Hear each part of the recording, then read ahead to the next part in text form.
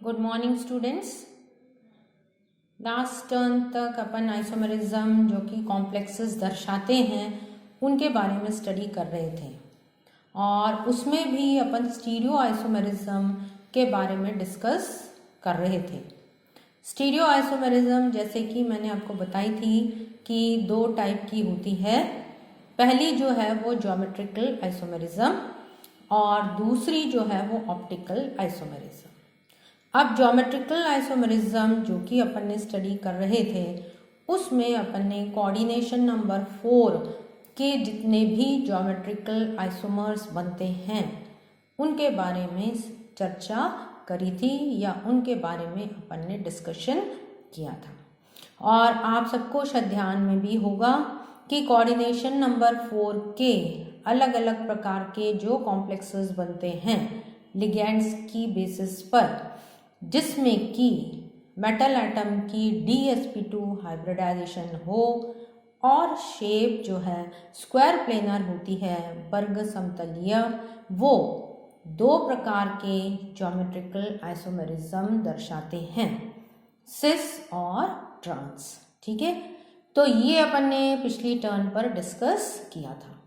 अब आज जो अपने को डिस्कस करना है या आप लोगों को जो समझना है वो ये है कि कोऑर्डिनेशन नंबर 6 यदि कॉम्प्लेक्सेस की होती है तो उसमें किस किस प्रकार की आइसोमेरिज्म जो कि ज्यामितीय आइसोमेरिज्म है वो वहाँ पर उत्पन्न होगी या ये यौगिक किस प्रकार के ज्योमेट्रिकल आइसोमेरिज्म दर्शाएंगे।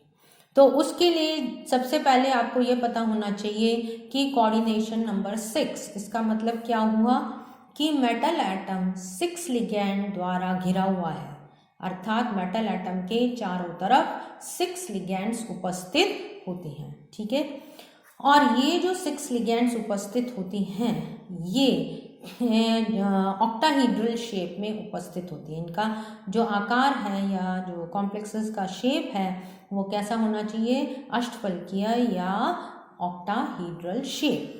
ऑक्टाहीड्रल शेप में अपन ये देखते हैं कि ये मेटल एटम उपस्थित है और इसके चार कोने पे 4 लिगैंड्स इस तरीके से उपस्थित होती हैं और एक लिगैंड ऊपर और एक लिगैंड नीचे की ओर उपस्थित होती है। तो इस प्रकार ये अलग मतलब जो शेप बन जाती है वो ऑक्टाहीड्रल होता है और इसमें जो संकरण होता है वो है D2sp3 संकरण। टोटल कितनी हो गई देखो, 2D की 1 S की तो 3 और P के 3 तो 6, अर्थात जो मेटल एटम है वो कितनी लिगैंड से घिरा हुआ होगा, 6 लिगैंड से घिरा हुआ होगा। संकरण क्या होगा, D2sp3 संकरण होगा और शेप क्या होगी, ऑक्टाहीड्रल शेप यहाँ पर उपस्थित होगी। अब इनके बीच का अगर अपन एंगल देखते हैं तो हर एंगल जो है वो 90 डिग्री का होता है। तो इस प्रकार के जो कॉम्प्लेक्सेस हैं जिनका कि संकरण क्या है, D2sp3 या sp3D2 दोनों में से कुछ भी हो सकता है, और जो कि कोऑर्डिनेशन नंबर कितना होता है 6, तो 6 कोऑर्डिनेशन नंबर के कॉम्प्लेक्सेस इस प्रकार जो है ऑक्टाहीड्रल शेप में उपस्थित होते हैं और ये ज्योमेट्रिकल आइसोमेरिज्म भी दर्शाते हैं। अब आपको पता है कि ज्योमेट्रिकल आइसोमेरिज्म जो है वो दो प्रकार की होती है, या तो सिस आइसोमर या ट्रांस आइसोमर। पहले अपन ने जो डेफिनेशन दी थी उसमें भी अपन ने ये कहा था कि सिस आइसोमर वो होते हैं जहाँ पर कि लिगैंड एडजेसेंट होती है। एडजेसेंट का मतलब क्या है, एक के बाद एक उपस्थित होती है, अर्थात अगर एक लिगैंड 1 पोजीशन पर उपस्थित है तो दूसरी लिगैंड 2 पोजीशन पर उपस्थित। तो इसका मतलब क्या हुआ, एक के पीछे एक। तो एडजेसेंट पोजीशन पर यदि समान लिगैंड्स उपस्थित होती हैं तो उसे अपन कहते हैं सिस आइसोमर, और यदि ये 180 डिग्री के एंगल पर उपस्थित होती हैं तो इन्हें अपन क्या कहते हैं, ट्रांस आइसोमर कहा जाता है। अब इस प्रकार का जब अपने पास ऑक्टाहीड्रल बनता है तो इसकी नंबरिंग अपन यहाँ से करते हैं 1 2 3 4 5 और 6, ये लिगैंड की पोजीशन होती है। वन लिगैंड या एक लिगैंड, जो पहली लिगैंड है वो कहाँ होगी, यहाँ, दूसरी यहाँ, तीसरी, चौथी, पांचवी और छठी। तो इस तरीके से अपन ऑक्टाहीड्रल का नंबरिंग कर देते हैं। अब इस ऑक्टाहीड्रल कॉम्प्लेक्स में यदि सभी लिगैंड एक ही प्रकार की होंगी तो उस ऑक्टाहीड्रल को अपन क्या लिख देंगे, Ma6, क्योंकि ये सभी लिगैंड्स जो हैं वो किस प्रकार की होती हैं, एक ही प्रकार की होती हैं। और जब लिगैंड एक ही प्रकार की होगी तो वहाँ पर किसी भी प्रकार का आइसोमेरिज्म देखने को नहीं मिलता, या कोई भी आइसोमेरिज्म ये यौगिक नहीं दर्शाता। ठीक है। अच्छा, अब इसमें सिस का तो पता लग गया। सिस कैसे होगा, अगर समान लिगैंड, सपोज एक कॉम्प्लेक्स है उसमें 4 लिगैंड एक प्रकार की हैं, जैसे मैंने लिया Ma4 और ये ले लिया B2, टोटल कितनी लिगैंड्स होनी चाहिए, 6 लिगैंड्स।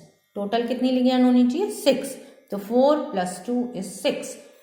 जब 6 लिगैंड्स यहाँ पर उपस्थित होंगी तो क्या होगा, अब ये चारों लिगैंड्स की तो इतनी इंपॉर्टेंस नहीं है क्योंकि ये चारों कैसे भी उपस्थित हों इससे कोई फर्क नहीं पड़ने वाला।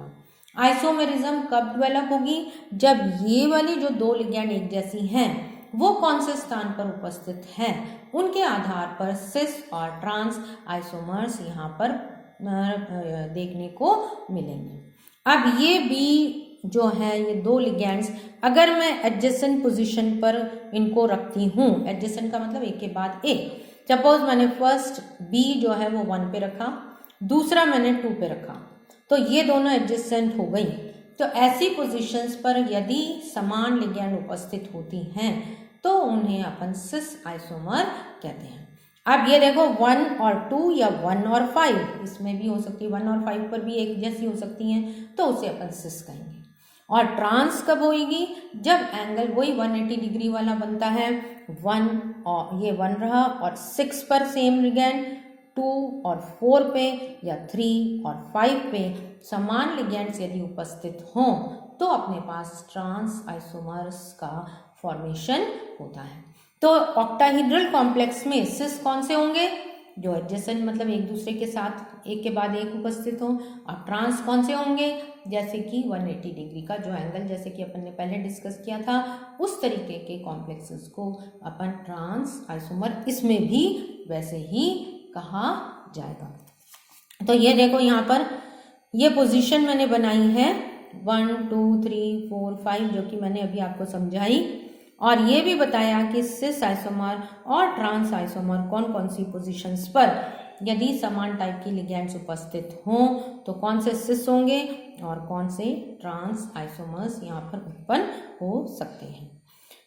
अब ये देखिए कि ऑक्टाहीड्रल कॉम्प्लेक्सेस, सबसे पहले मैंने बताया था आपको कि Ma6 का मतलब क्या है, M क्या है, मेटल, और A क्या है, लिगैंड। अब यहाँ पर जो लिगैंड अपन ने ली है वो एक ही प्रकार की लिगैंड है, अर्थात 6 लिगैंड्स जो हैं वो एक ही प्रकार की हैं। तो जब लिगैंड एक ही प्रकार की होगी तो सिस और ट्रांस या 90 डिग्री और 180 डिग्री का कोई सवाल ही नहीं होता, या एडजेसेंट पोजीशन वाली सभी एक दूसरे के एडजेसेंट ही है, तो फिर अपन इनको क्लासीफाई नहीं कर सकते ज्योमेट्रिकल आइसोमेरिज्म में। इसी प्रकार ये देखो Ma5b, इसका क्या मतलब हुआ, Ma5b,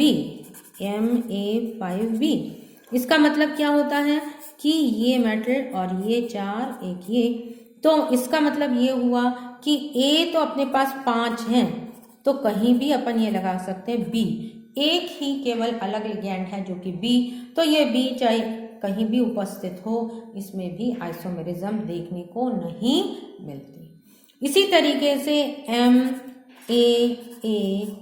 थ्राइस, अब ये आपको पता है कि ये बाइडेंटेट लिगैंड है। AA का मतलब अपन ने पहले भी डिस्कस किया था कि AA कौन सी लिगैंड होती है, बाइडेंटेट लिगैंड। बाइडेंटेट लिगैंड में इस सेम लिगैंड में 2 एटम्स जो हैं वो डोनर की तरह कार्य कर सकते हैं, लेकिन यहाँ पर अब क्या है, दोनों डोनर एटम एक जैसे ही हों, जैसे O और O या N और N, इस तरीके की भी लिगैंड्स यहाँ पर उपस्थित हो सकती हैं, या अलग अलग भी हों तो भी अपना किस प्रकार का कॉम्प्लेक्स बनता है, यहाँ पर अपन इस तरीके से इसको ड्रॉ करते हैं, ये हो गया ऑक्टाहीड्रल। अब ये ए और एक ये देखो ये ए और एक ये होल थ्राइस लिखा है ना, ये एक लिगैंड बाइडेंटेड और ये दूसरी लिगैंड बाइडेंटेड। तो हर लिगैंड एडजेसेंट ही है, ये बाइडेंटेड लिगैंड, ये बाइडेंटेड और ये बाइडेंटेड। तो इसमें 190 डिग्री वाला तो कोई चक्कर नहीं है, सबकी सब कौन से आइसोमर्स बनेंगे, एक ही तरीके का यहाँ पर आइसोमर बनता है।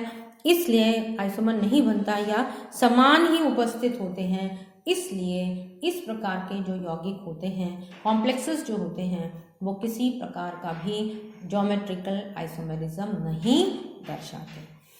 तो अब कौन कौन से कॉम्प्लेक्सेस हो गए, एक तो Ma6 ये नहीं दर्शाएगा, एक Ma5B ये भी नहीं दर्शाएगा, और एक MAA whole thrice bidentate ligand वाला जो कॉम्प्लेक्स है वो भी ज्योमेट्रिकल आइसोमेरिज्म जब कोऑर्डिनेशन नंबर 6 होता है तो नहीं दर्शाते।